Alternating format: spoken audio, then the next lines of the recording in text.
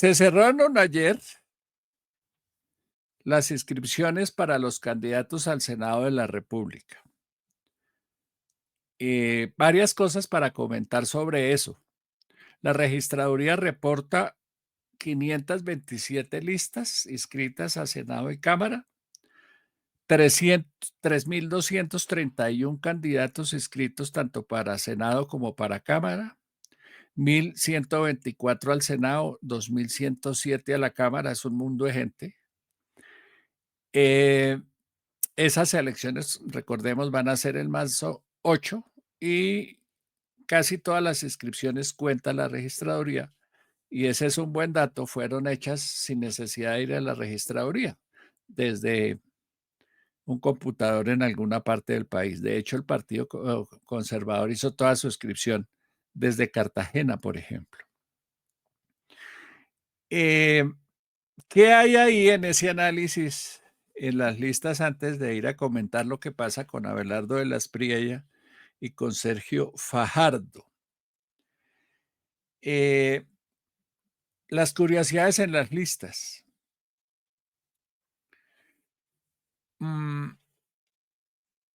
A ver, aquí está. El Centro Democrático y el Pacto Histórico son los únicos que tienen lista cerrada. En la del Centro Democrático, Álvaro Uribe aparece en el puesto 25, está encabezada por Andrés Forero, que es hoy representante de la Cámara, uno de los líderes de oposición a la reforma a la salud. Y aparecen unos nuevos uribistas como Rafael Nieto, por ejemplo. En esa lista, en reemplazo de las tres candidatas, María Fernanda Cabal, Paloma Valencia y Paola Holguín, que decidieron no volver al Congreso, simplemente van a ser candidatas o precandidatas a la presidencia. El pacto histórico, pues lo que se había dicho, Carolina Corcho, también lista cerrada, será la cabeza de la lista.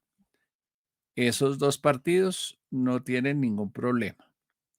Cambio Radical puso como cabeza de lista a Carlos Fernando Motoa, es el parlamentario insignia de ese partido. Se especuló mucho con que Vargas Lleras se iba a escribir, no se escribió. Me dicen fuentes enteradas que por recomendación médica le dijeron ni siquiera para el Congreso, no se meta que el estrés no le ayuda para la enfermedad que está padeciendo, entonces el señor Vargas no va.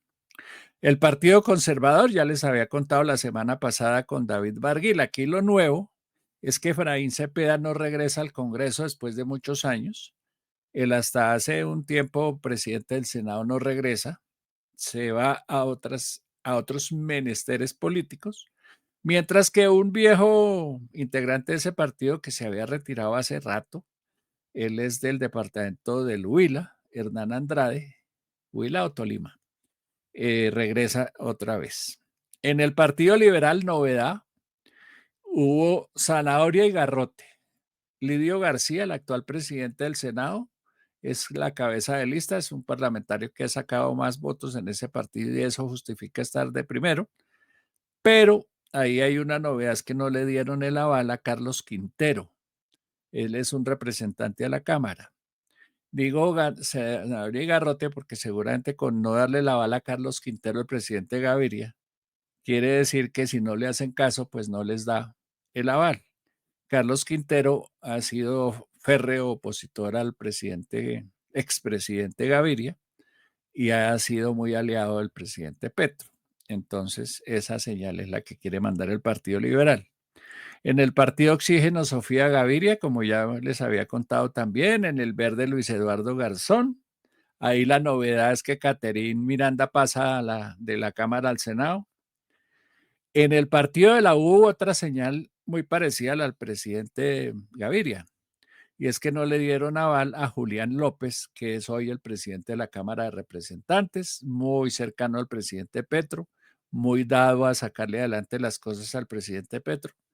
Tampoco le dieron el aval. Y ahí va a encabezar la lista del Senado Juan Felipe Lemos.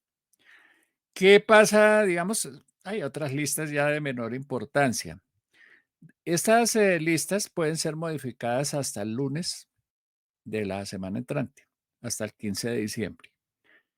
Y es importante el dato porque 2 días después, el 17, vence el plazo para la inscripción de candidatos por firmas. Y ahí es donde de pronto podría haber alguna novedad de candidatos que no alcanzaron a recoger las firmas o que a pesar de haber recogido las firmas prefieren más bien irse al Senado, es la última oportunidad que tienen para hacerlo, que aspirar a la presidencia de la República. Como por ejemplo, ¿quiénes? Mauricio Cárdenas, Enrique Peñalosa, Juan Daniel Oviedo, David Luna, Aníbal Gaviria o Vicky Dávila. Ellos tienen que resolver si se mantienen en la carrera presidencial o si aprovechan y se vinculan a alguna lista al Senado de la República. Sobre las consultas, ahí es donde están las noticias. Había que advertir ayer, avisar quiénes van a hacer consulta y quiénes no. Sergio Fajardo dijo anoche que no, que él va hasta la primera vuelta. La mamada de la polarización. He recorrido el país en múltiples oportunidades, caminado por muchos rincones y escuchado conversaciones de todo tipo. Este año encuentro una Colombia completamente diferente. Es un país con divisiones, malestares, rabias, frustraciones y mucha incertidumbre.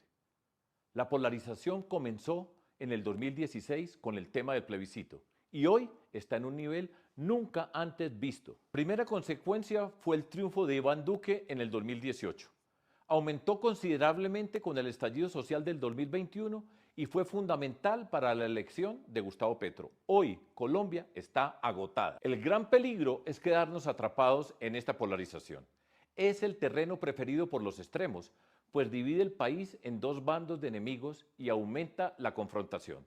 Todo lo contrario de lo que hoy necesita Colombia, una política pragmática que mira hacia adelante, resuelve problemas acumulados y tiene la capacidad de unirnos, una política que entiende, reconoce y sabe avanzar en la solución de las profundas desigualdades entre personas y regiones de nuestro país, que tiene la capacidad para garantizar la seguridad que hoy reclaman con angustia en todos los rincones de Colombia y que ha demostrado que la corrupción se puede derrotar y se puede construir una cultura ciudadana para una sana convivencia. La situación de Colombia requiere un gobierno que represente no solo a personas del llamado centro, sino a personas moderadas desde la izquierda hasta la derecha, que quieren soluciones a partir de acuerdos y consensos básicos, reunidos alrededor de un nuevo relato de futuro. Desde esta perspectiva, el centro existe, pero no es suficiente. Bueno, eso es lo que dice Sergio Fajardo para justificar que no va a la consulta interpartidista, que se va solo hasta la primera vuelta. El viernes, tarde, el señor Abelardo de la Espriella le envió una carta o publicó una carta que le había enviado al expresidente Álvaro Uribe la que decía o dice que él tampoco va a participar en la consulta de interpartidista, que él también se va solo hasta la primera vuelta, que los casi 5 millones de votos que consiguió, de firmas que consiguió para avalar su candidatura y presentar su candidatura ante la registraduría y el Consejo Electoral merecen ser respetados, que es eso, él lo interpreta como un mandato popular y en consecuencia que se va hasta la primera vuelta.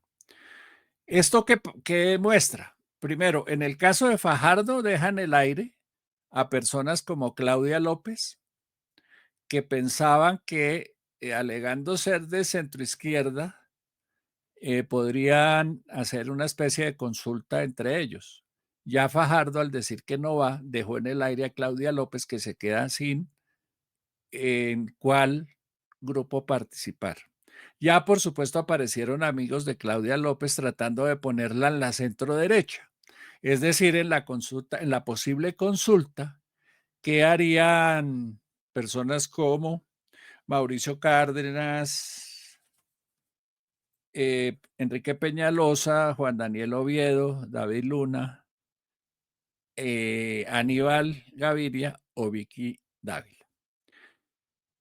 la quieren embarcar en ese grupo. El problema es que en ese grupo hay personas como Cárdenas, como Peñalosa, que dicen que nadie que haya respaldado a Petro, Vicky, por ejemplo, el mismo Aníbal Gaviria, que lo dijo aquí en este programa, pues dicen que no admiten a nadie que haya apoyado a Petro, y ya sabemos que Claudia López es muy cercana, o fue en su momento muy cercana, a Gustavo Petro. Entonces, ¿ahí qué pasa?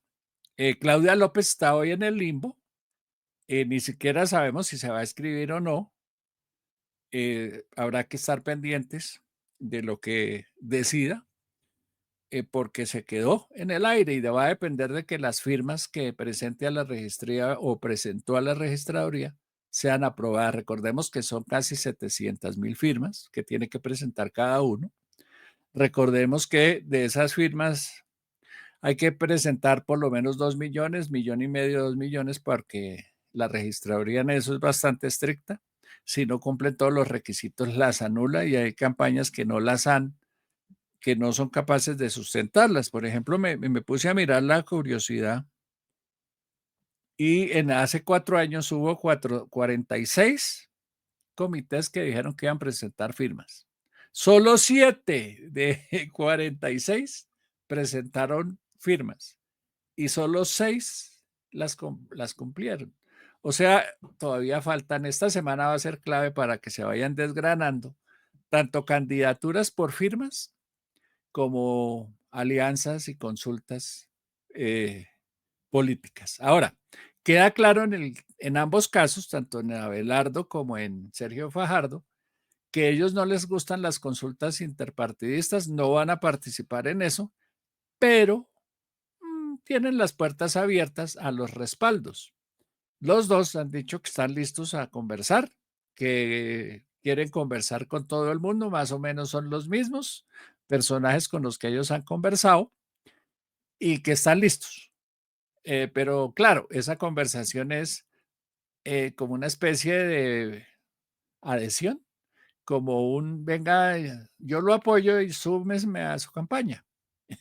Es lo que aceptarían tanto Abelardo como Fajardo, cada uno en su línea política. No están dispuestos a que los cuenten o a competir con nadie, sino sí a recoger apoyos. Eso es más o menos el trabajo que van a hacer.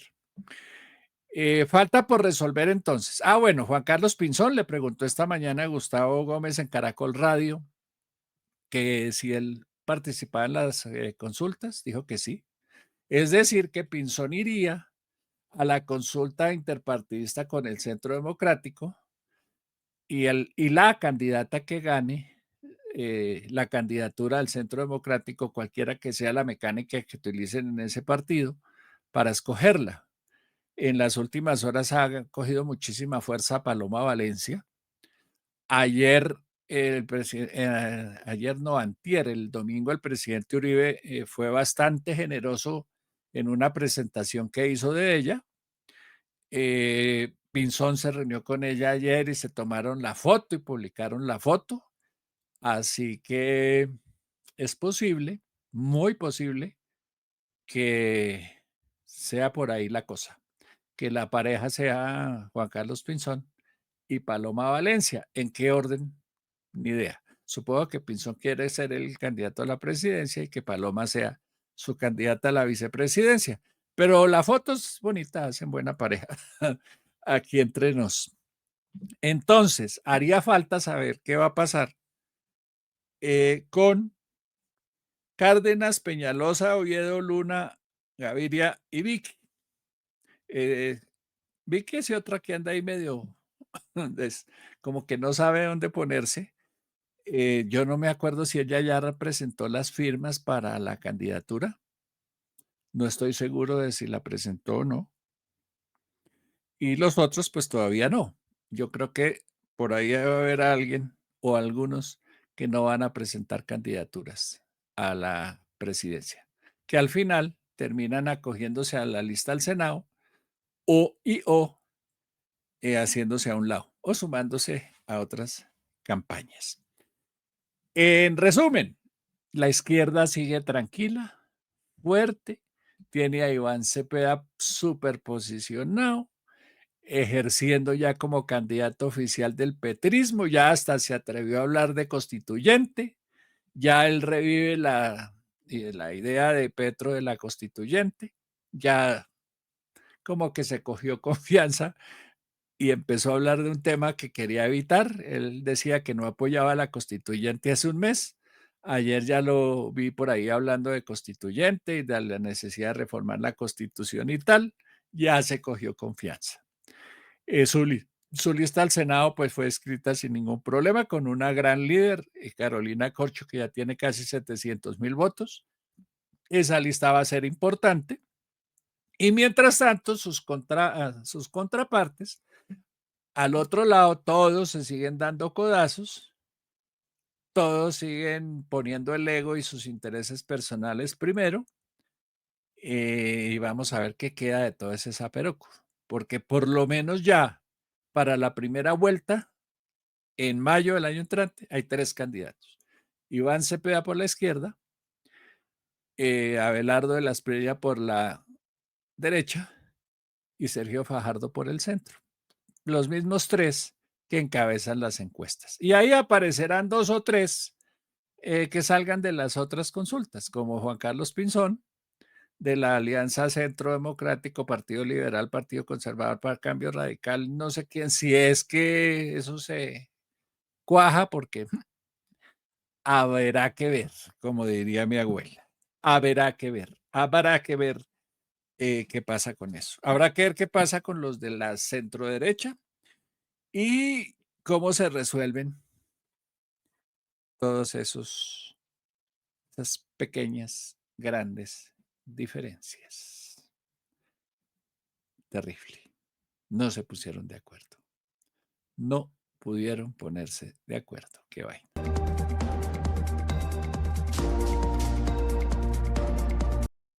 Bueno, entonces ahí importante. Tienen hasta el lunes estos 6 personas: Mauricio Cárdenas, Enrique Peñalosa, Juan Daniel Oviedo, David Luna, Aníbal Gaviria y Vicky Dávila, para decir qué hacen.